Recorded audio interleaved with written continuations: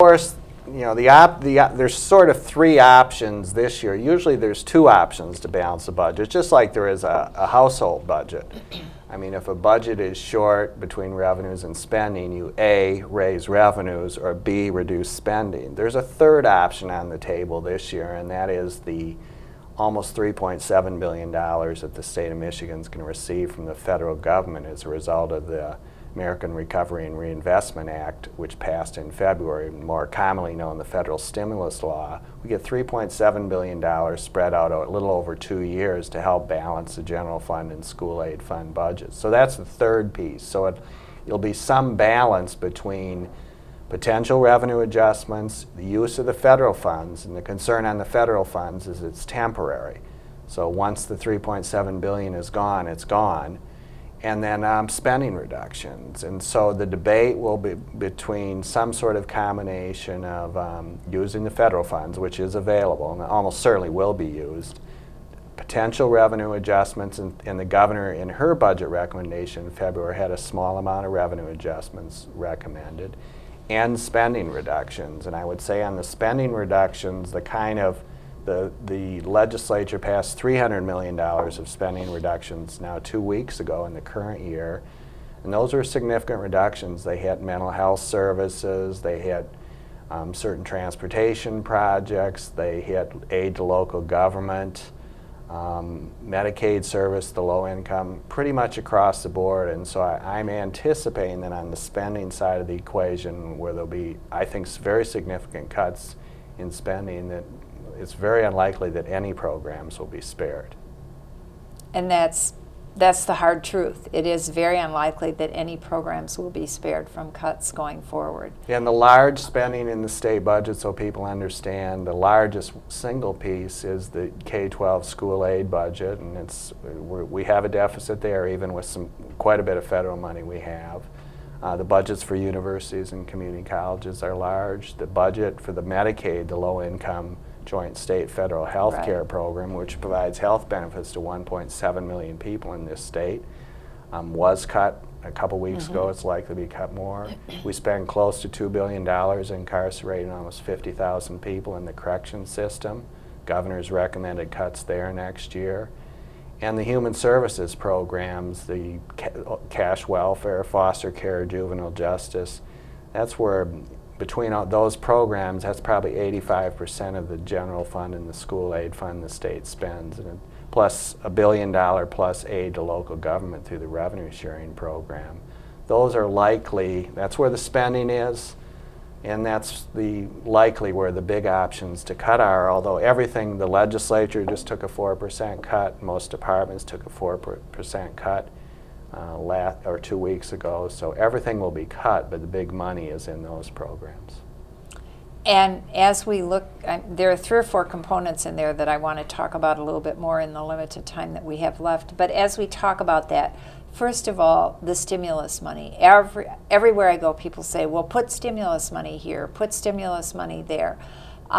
First of all, there are a lot of restrictions on the stimulus money. The federal government has determined to a large degree how it can be spent and where it can be spent, and even to some degree how much can be spent in certain areas. So can you give our learners, our audience out there that are trying to learn more about our state government, a little bit of an overview of the stimulus money and the challenges that we face with what we can do with it, but also what we absolutely cannot do with it? Well, a couple things very quickly.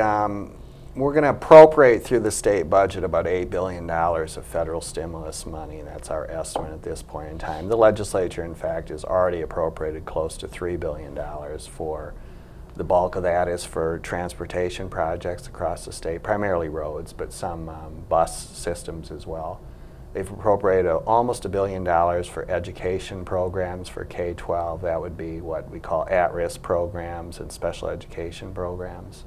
Appropriate $245 million for low-income weatherization for homeowners, over $200 million of job training money. I just left a legislative committee where they were debating another $200 million of this money.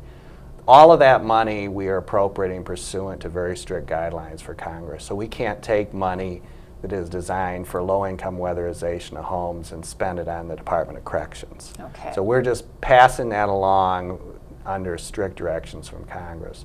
There's another $3.7 billion that is designed to help us eliminate or help us balance the general fund and school aid fund budget, but even that money has restrictions.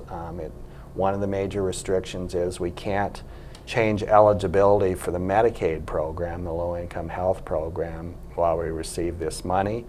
We can do other things in Medicaid, but we can't change eligibility.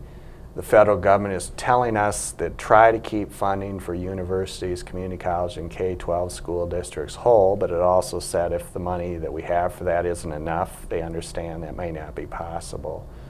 So those are the primary restrictions on the federal money. This $3.7 billion last piece is fairly flexible, and that's what the governor and the legislature will be using as their best effort, especially for K-12 and universities and community colleges, to try to maintain their funding next year and hopefully in 2011 at the current year level. But based on these revenue estimates we have, it may not be enough money at that point. And you know, so even $3.7 billion sounds like a huge amount of federal money to help balance the budget, but it is not going to be enough by any stretch of the imagination to maintain the programs we have in place, even if it's all spent over the next 2 years. So that's our challenge. Even if we spend it all in the next 2 years, we're still not going to be able to maintain the programs, especially in the education areas, as we have them today. Right, and the other thing for citizens to understand this, it is temporary money. Right. So once it's gone, and if we're using that money to support ongoing state programs with temporary money, that's not a good situation down the road. So we have to, you know, be prudent with this money. It's there and it'll be spent. There's no doubt we won't give it back to give it to another state. I'm positive of that, but we need to be prudent and try to manage it best. The idea of Congress was that by the time the money runs out after 2011, the economy will be growing and we can replace some of the federal money with increased revenues from the state economy growing and state taxes. That's a general idea. So we've talked, and I know you've used this word several times in your presentations to us in the Senate. We've talked about we finished up 09, or we're finishing up 2009. Our year end is October 1 in Michigan. Then we start the fiscal year of 2010. So those are probably the 2 years that receive the majority of the stimulus money. But then in 2011, judging by the revenue estimating conferences, what we read in the newspaper every day, I mean, what's going on in our state, we hope we're coming back up, that we've hit bottom by then and we're coming back up. But we know even if we're coming back up, we're probably not be coming up as high as many of us would like. Right. So we don't want to avoid a cliff where we literally as a state would fall off because we don't have the money to fund the programs that we have funded 09 and 10 and 11 at that same level. Yes, most of the federal money is going to be available by fiscal year 9-10. We're going to spend a pretty significant portion to balance the 08-09 budget, the fiscal year that ends September 30th, 2009.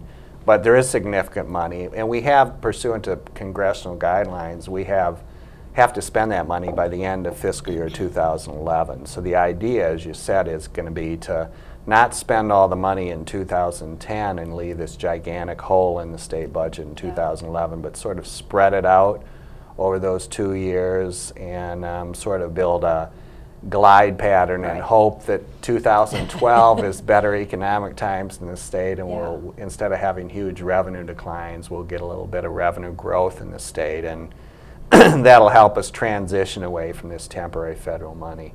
So that we don't, if we're going like this, we don't want to have to go like that. We want to be able to, hopefully begin to glide up